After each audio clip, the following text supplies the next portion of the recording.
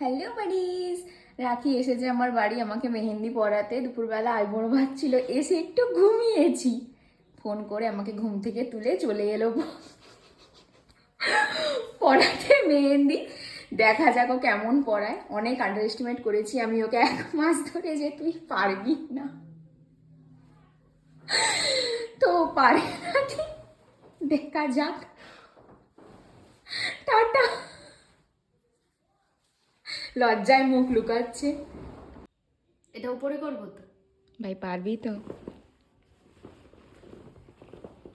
আসো, তুই থাম। আমাকে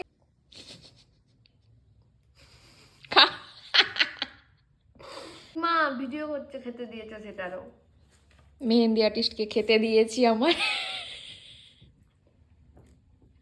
ফ্রিতে মেহেন্দি পরবো, খেতে না দিলেও একটা খারাপ দেখায় না, তাই খেতেটা অন্তত দিয়েছি। কলেজে গিয়ে আরো খাবো। একটা খা না খা খা কিছু হবে এ বাবা, কি হবে হ্যাঁ কি হবে দুটো মিষ্টি খেতে কে পারবো। খুব পারবি, হ্যাঁ এইটুকু দেবো। খেয়ে নে 4টে। আমি তো করাচ্ছি না। খেয়ে নে, লজ্জা পাস না।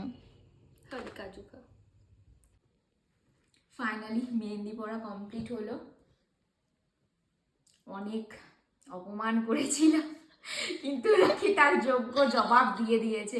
একমাত্র দীপ্তি রাখির উপর বিশ্বাস রেখেছিল যে ও পড়াতে পারবে। দীপ্তির বিশ্বাসেরই শুধু দাম দিয়েছে।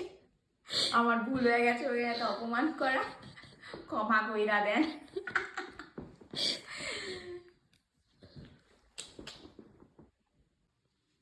সেই 5টা 45 থেকে মেহেন্দি পড়া শুরু হয়েছিল, এখন 9টা 21 বাজে। ফাইনালি কমপ্লিট হলো। আর আমাদের দুজনেরই বিধ্বস্ত অবস্থা। মেহেন্দি পড়তেও যতটা কষ্ট, পড়াতেও তার থেকে বেশি কষ্ট, মানে সবেই কষ্ট। যাই হোক, তাও ভালো পড়িয়েছি, আমি খুশি।